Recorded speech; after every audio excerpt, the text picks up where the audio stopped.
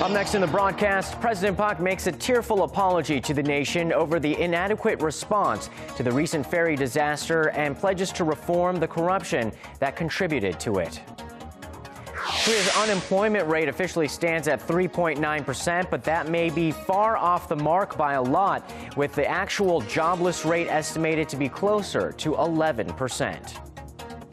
Seoul will lay out the welcome for China's foreign minister next week, where he will meet with his counterpart for talks on North Korea's nuclear weapons program. Primetime News begins now.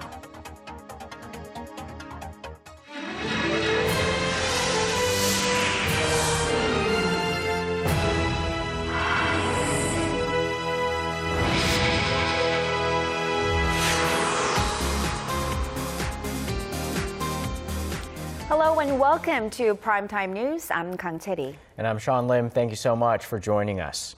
33 days have passed since the Soho ferry sank off Korea's southwestern coast, taking with it the lives of hundreds of people, many of whom were high school students. And on this Monday, President Park Geun-hye apologized for the disaster and laid out measures to bolster national safety in a nationally televised address.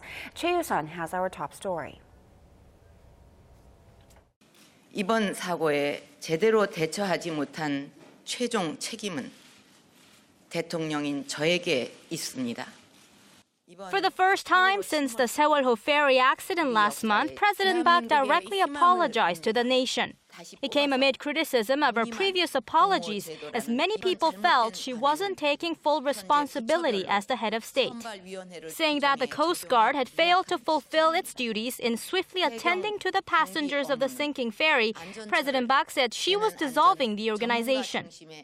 국가안전처를 만들어 각 부처에 분산된 안전 관련 조직을 통합하고 지휘 체계를 일원화해서 육상과 해상에서 일어나는 모든 유형의 재난에 현장 중심으로 대응할 수 있는 체제를 만들겠습니다.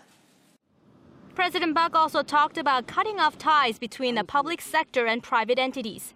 Claims of cronyism between the two have been blamed for the government's insufficient and lax handling of the disaster. She suggested tripling the number of public organizations and affiliates that are barred from employing retired public employees and extending the period after which retired workers can return to the workforce. Regarding the punishment of those linked to the ferry disaster, the president seemingly took account of what the victims' families requested during a meeting at the presidential office last week. 필요하다면 특검을 해서 모든 진상을 낱낱이 밝혀내고 엄정하게 처벌할 것입니다. 그리고 여야와 민간이 참여하는 진상조사위원회를 포함한 특별법을 만들 것도 제안합니다. As she read out the names of some of the ferry victims, President Park said that she will not leave their deaths in vain and designate April 16, the day of the sinking, as a day to remember their sacrifices. Choi Yoo-sun, Arirang News. And to talk about the president's address in depth, Professor Robert Kelly from Tucson National University is joining us tonight. Professor, thanks for making time for us today. What did you think of the address? Perhaps more specifically, the timing and the format of it. Why now, and why the tears at this point could be the questions that many of us are asking. Yeah, I thought the speech was very good. I thought the president needed to get out in front of this issue. It's been boiling for a while. I think the first couple of weeks, I think everyone would agree that she really stumbled. On the timing, I think it was just as soon as possible. She had to say something as soon as possible to stem the damage. She had to look like she was in control, that she was responding to this, that the Korean bureaucracy was going to take this seriously, that she could guide the ship of state. You know, there's a lot of criticism that she just didn't know what to do in the first few weeks. And so the timing may just simply be desperation. But I think that she really came around. I mean, she said some really important stuff about corruption. She said important things about sort of cracking down on nepotism and things like that, the kind of things that led to Seoul. So I thought it was a good speech, although it was late. So touching on the content of it, do you think that the reform measures that she announced will be enough to quiet down the criticisms against the government's poor safety management? If she follows through on them, and that's a really big if, right? Because she did run on reform when she was a candidate. And then when she got in, she really didn't do very much. And her coalition is effectively a conservative traditionalist one. That is to say that her voters were mostly people over the age of 50. the big business, the chaebol, the conglomerates. I mean, these are sort of the conservative constituencies in Korea. That doesn't mean that they're reactionary or something like that. It just means that they don't really want a lot of change. The status quo works for that coalition. It's really younger people that have put the pressure on her. Exactly. And one of them was the decision to break up the Coast Guard. Do you think she made the right decision to do that, and also to take safety-related functions out of the Maritime and Fisheries Ministry, as well as the Safety and Government Administration Ministry? Yeah, I was actually surprised to hear about the Coast Guard. I mean, I'm not a big expert in maritime safety myself, but every country needs a Coast Guard, particularly a place like Korea with such a very long coastline. So even if it's not called the Coast Guard, Korea will retain something that does what the Coast Guard normally does. I have the feeling that the model here is the American Department of Homeland Security that was created after 9/11. The Bush administration took all these different sort of safety elements from around the American bureaucracy and concentrated them into one organization, which includes the Coast Guard. And I have the feeling that that might be the model here, to sort of create like one like mega super ministry for safety issues, like she said. But I doubt the Coast Guard, that the helicopters and the ships will actually disappear. They'll just be renamed. And we have local elections on June 4th coming up. I want to get your take on the possible impact of the ferry tragedy on the outcome of the elections. Is the ruling party going to be taking a big hit? I think so, yeah. I think it's hard to imagine this won't really move the needle toward the left. The big criticism of Park Geun-hye for a while is that she's been dissociated from government. She stands above things. She's not really that interested and stuff like that. And I think that a lot of people on the left are going to say, look, this proves that the president is not really involved. She's not really engaged. She made the speech at the last minute. Maybe the tears were fake. We're going to hear a lot of that in the next month. I see. Now, when President Park comes back from her trip to the UAE, she's expected to name the new prime minister and also carry out a cabinet reshuffle. What do you think should be the focus in these decisions? I think the big issue that she needs to tackle right now is bureaucratic competence, for lack of a better word. She needs to prove that she can actually run the Korean state, that she can actually manage and organize a big, complex bureaucracy. I bet there are at least 500,000 people who work for the Korean government. It's probably even bigger than that. There are a lot of civil servants here, and it's hard to organize these people. You know, presidents, you know, in the popular image on television, in the movies, the presidents are always doing exciting things. You know, they're picking up the red phone and whatever. But in practice, the president is sort of the CEO of the government, and that's what they do like 75% of the time. So she needs to be a manager. She needs to prove that she's competent, that she can run Korea's bureaucracy correctly, and that the Korean bureaucracy is responsible to regular people. I thought that's why the speech today was so important, but that's where the big focus will be in the next couple of years. Can she actually manage the bureaucracy to run smoothly and push away the corruption so the government's responsive to people, and then she'll win back some of the voters she's lost. All right, Professor Kelly, thank you so much for your insight and time tonight. Thank you for having me. Curry's comments came in response to your gateway to the day's biggest stories in Korea and around the world. Breaking news, the hottest interviews, and a whole lot more. Join Arirang Sean Lim and Kang Chae-ri from the heart of Seoul. News begins now. Primetime news, weeknights, live at 10 on Arirang TV. And after that emotional and tearful address earlier in the day, President Park Geun-hye has departed for a 2-day visit to the United Arab Emirates. During the 40-hour-long trip, she will attend a ceremony to celebrate the installation of a multi-billion-dollar nuclear reactor that Korea hopes will open the door to other mega deals. Na Hyun-kyung has this report. Despite criticism about the timing of the trip, President Park is squeezing in a short 2-day visit to the United Arab Emirates starting Monday. It goes to show just how important she and the government regard the joint project in the Arab country. A 1,400-megawatt light water reactor built with Korean technology will be installed in Baraka, west of Abu Dhabi, and President Park will attend a ceremony celebrating the installation of the reactor, which is part of an estimated $40 billion bid Korea won in 2009. The deal includes the construction of 4 nuclear units in the region by the year 2020. Approximately 1,600 Korean workers are currently at the construction site in Baraka, and depending on the progress, Korea is said to be receiving up to nearly $300 million per month from the UAE. The first nuclear unit is not expected to be completed until 2017, but Korean government officials are hoping President Park's visit this week will demonstrate the nation's strong commitment to the project and send a message to other countries that may be considering similar deals with Korea. Saudi Arabia, for example, is looking to generate up to 20% of its electricity needs through nuclear energy by 2030. It plans to do so by building a total of 16 nuclear units by the year 2032, with the goal of having the first reactor online in 7 years' time. Vietnam is also looking for a contractor for building nuclear power plants, and with winners of both bids expected to be decided by the end of this year, the state-run Korea Electric Power Corporation is pulling out all the stops to make sure the deals are brought to Seoul. 나현경, Arirang News. And front and center of a month-long parliamentary session that kicked off today here in Seoul is the ferry accident, of course, and the rival parties are already bickering over the timing and the scope of a parliamentary investigation into the disaster. Kim Young-gil reports. The Seoul ferry tragedy will dominate this month's parliamentary extraordinary session. Under the plans already agreed upon by the ruling Saturday Party and the main opposition New Politics Alliance for Democracy, a request for a parliamentary investigation into the disaster will be submitted on Tuesday. It will be followed by a two-day session where lawmakers will grill government officials over the failed response to the nation's worst maritime disaster in decades. But not all related officials will appear. The Oceans Minister and the Coast Guard Chief will not attend the hearings as they have the responsibility of being at the Soho ferry accident site. The opposition alliance wants a number of investigations into the tragedy launched immediately. It is calling for a parliamentary probe, a separate independent council investigation, and a parliamentary hearing.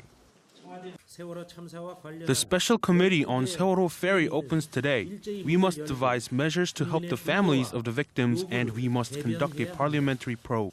The National Assembly must accomplish all we need to do. However, the ruling party is likely to approach the issues more cautiously and focus more on follow-up measures and uncovering the cause of the accident. Especially with regard to the special council investigation, the two parties are unlikely to reach a consensus, with the Saturday Party and New Politics Alliance for Democracy bickering over its timing and scope, as well as the appointment of a special counsel. Both rival parties plan to finalize the details of a special parliamentary investigation into the April ferry disaster on May 27th. Kim Young-gil, Arirang News. South Korea will be welcoming China's Foreign Minister Wang Yi next week. North Korea is, of course, expected to top the agenda, but also high on the list is Chinese President Xi Jinping's visit to Seoul, expected in the coming months. Hwang Sung-hee reports. Chinese Foreign Minister Wang Yi will visit Seoul next Monday for talks with his South Korean counterpart Yoon Byung-se as the two countries seek to put a stop to North Korea's nuclear ambitions. On top of the agenda will be fine-tuning the details of Chinese President Xi Jinping's visit to Seoul. Xi is expected to make his first trip to South Korea since becoming president in the coming months. Although a specific date has not been set, South Korean government officials say the summit may take place in the first half of this year. Another pending issue on the table will be the possibility of a fourth nuclear test by North Korea. While North Korea appears ready to conduct a test at any time, Beijing may use Wang's visit to send a clear message to Pyongyang that its nuclear ambitions will not be tolerated and could result in stronger sanctions. At the same time, it could reiterate the need for dialogue to settle tensions on the Korean peninsula. Beijing and Seoul during Wang's visit may also exchange opinions about Japan's denial of history and its push for collective self-defense. Both nations, major victims of Tokyo's past militarism, have voiced concerns over the Abe administration's pursuit to revise its pacifist constitution without fully recognizing the country's wartime atrocities. The revision would allow Japan to come to the defense of an ally under attack, a revival of bitter World War II memories for the two nations. During his 2-day stay, the Chinese diplomat is also scheduled to visit with President Park Geun-hye and Presidential Security Advisor Kim Jang-soo. Hwang Sang-hee, Arirang News. Turning to the nation's economy, Korea's unemployment rate officially stands at 3.9%, which is an enviable figure compared to many other countries around the world. In reality, however, that figure is very off the mark. Hwang Ji-hye tells us what's behind this discrepancy and how the government's going to address it. Song Se-jin says he's one of many who've delayed graduation to gain more preparation time to find work. Although he can graduate, he prefers to remain as a student until he lands a job. I think many of my friends have high scores for English proficiency tests, and they also have different kinds of certificates. So I also took a semester off to prepare for all that. But Song is not categorized as unemployed in the nation's jobs data. Rather, he's just a student preparing to get a job. And it's because of people like this that economists look past the official jobless rate to a so-called actual unemployment rate that includes those who are preparing to get a job underemployed or discouraged from finding a job. Taking them into account, the actual jobless bracket included over 3 million individuals in April, more than 3 times the government's official figure. The actual jobless rate also stands at 11%, up more than 7 percentage points from the unemployment rate announced last month. Statistics Korea, which compiles the jobs data, counts only those who don't have a job despite their efforts to get one, and that means when they actually start filling out applications. But it has been criticized for many years that it is too narrow a definition to reflect the true state of unemployment and is inclined to underestimate the number of true unemployed. In response to the criticism, Korea's statistics agency plans to release a new set of data in November which provides jobless figures based on international standards that will include the underemployed and discouraged seekers. It said the extra data would offer a full picture of the nation's job market. Hwang Ji-hye, Arirang News. If you drive a Hyundai automobile in Korea, then listen up. Hyundai Motor Company is recalling more than 120,000 Tucson SUVs over an airbag problem. Korea's Transportation Ministry said Monday that bolts attaching the driver's airbag to the steering wheel may be loose. This latest recall affects Tucson SUV models produced between 2011 to 2013 and comes just 2 days after Hyundai recalled the same vehicle in the United States and in Puerto Rico for the same problem. Here in Korea, free repair services will be available at any of the automaker's service centers starting on Tuesday. In the world of smartwatches, Samsung Electronics remains king. The global tech giant produced 7 out of 10 smartwatches sold globally in the first quarter this year. Strategy Analytics says that comes out to about 500,000 smartwatches bought in just 3 months. That's a jump from the 52% market share recorded last year and also far ahead of figures from Samsung's 2 closest competitors in the market, Sony and Pebble, each with 11%. But Strategy Analytics did point to Apple's iWatch set to hit this year as a possible threat to Samsung's dominance.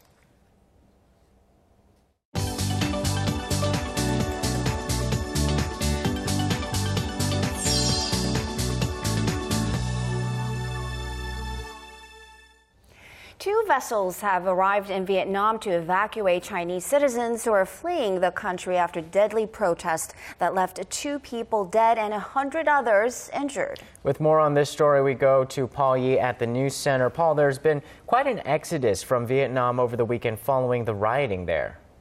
That's right. Some 3,000 Chinese expats have fled the Southeast Asian country, and that number is expected to grow as Beijing continues to send additional ships and planes to evacuate more of its nationals in the coming days.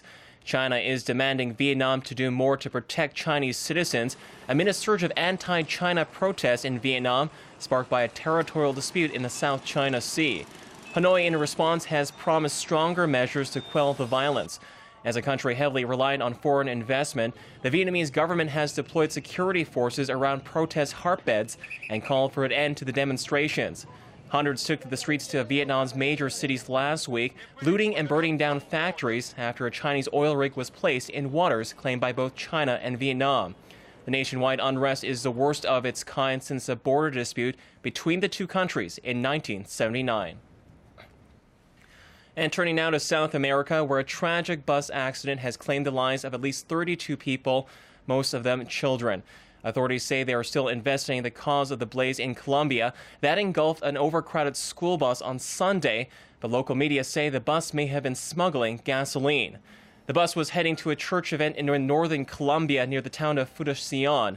The town's mayor said that 40 to 50 young students were traveling on the bus, only accompanied by a driver who was also killed. Around 10 children were able to escape and are now receiving medical attention. Witnesses who saw the fire break out say they were powerless to help, while those trapped inside struggled to get out. President Juan Manuel Santos has expressed his condolences for the victims and traveled to the accident site. It's the deadliest bus accident Colombia has seen since 2004, when a school bus was smashed by a construction machine, killing 21 children. And moving on to Libya, heavily armed gunmen tried to storm the main parliamentary building in the capital city of Tripoli on Sunday. However, they were forced to retreat from the Grand National Congress after facing resistance from government security forces. Authorities say it's still unclear who is behind the chaotic attack. Eyewitnesses say the attackers were from the Zintan Brigade of former rebel fighters, but those loyal to the renegade army general Khalifa Haftar have also claimed responsibility. What we do know now is that the anti-government rebels are demanding that parliament be suspended and power given back to recently elected officials. With at least 70 people killed this past week alone, the country has seen some of the worst fighting since Muammar Gaddafi was removed from power in 2011. The government remains in limbo as a new constitution has yet to be written, with various factions vying for control to determine what kind of state Libya should become. That wraps up a look at international stories making headlines around the world. I'll see you back here tomorrow night.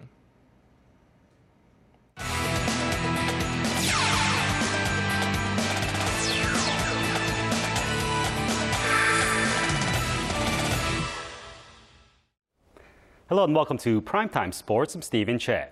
The numbers are out. South Korea's World Cup football players have been assigned their jersey numbers, and the biggest question is, who's inherited former captain Park Ji-sung's number 7? Well, it's none other than Park's hand-picked successor, midfielder Kim Bo-kyung, who will pick up the distinction. He's worn South Korea's number 7 in previous matches and has even taken on number 13 for his club Cardiff City, the same as Park did when he was with Manchester United. Now, some players retained their numbers, namely Park Ji-young, who picks up the top striker's number 10 for the 3rd World Cup in a row, while others were given a fresh set of digits. Meanwhile, with the World Cup taking place soon, the domestic K-League has gone on break until early July after the tournament wraps up. And coming back to Park Ji-sung, his former Premier League club, Manchester United, wants to make him a team legend. During his 7-year stint with the team until 2012, he contributed to 4 league titles and a Champions League trophy and became Asia's most decorated player in Europe. Now, reports say that Park was very positive about the news, but has yet to issue a reply.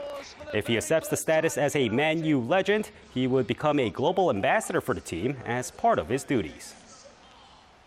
And moving on, the Archery World Cup's second stage in Medellin, Colombia came to a close with South Korea taking home gold medals for the recurve bow events. Now for the men, Lee Seung-yun dominated fellow countryman and Olympic champion Oh Jin-hyuk 6-0 in the rematch of last year's World Cup Championship final, which he won as well. Meanwhile, on the ladies' side, Chung Da-somi easily defeated Germany's Lisa Unruh 6-0 in the finals for the gold. And now finishing off with golf, Australia's Adam Scott has dethroned Tiger Woods in the world rankings, earning the top spot for the first time in his career. After spending 38 weeks at the 2 spot, Scott overtook Woods, who's sidelined with a back injury, without playing in an event last week due to the math of the ranking system. Now, meanwhile, for the women, Park In-bi retained her top ranking for the 58th week in a row. And that's all I have for now. This has been Stephen Che. I'll see you back here later for more for the World of Sports.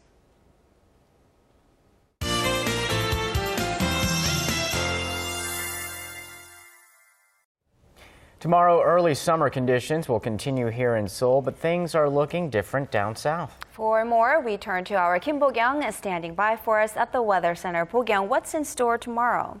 Good evening, guys. Now, showers are forecast for the southern regions, and this should bring down daytime highs to the low 20s. Jeju will gradually be under the influence of a low pressure trough coming from the southwest, causing clouds to move in. Consequently, tomorrow's rain should begin in Jeju and spread to most parts of the south by the afternoon. Approximately 20 to 60 millimeters of precipitation is forecast for Jeju, while 5 to 30 millimeters is expected elsewhere. Things will clear up by tomorrow evening. Meanwhile, warm, summer-like conditions will be felt in the central regions. As for Tuesday's readings, Seoul tops out at 27 degrees, while rainy Gwangju and Busan will hit the low 20s. Moving on to other places, Jeju peaks at 20 degrees, Dokdo and Mount Kumgang make it to 18 and 16. That's all the updates I have for you at this hour, but I'll be back with more after midnight. And that will do it for us for this edition of Primetime News. Thanks for watching. Have a good night and hope you join us again tomorrow.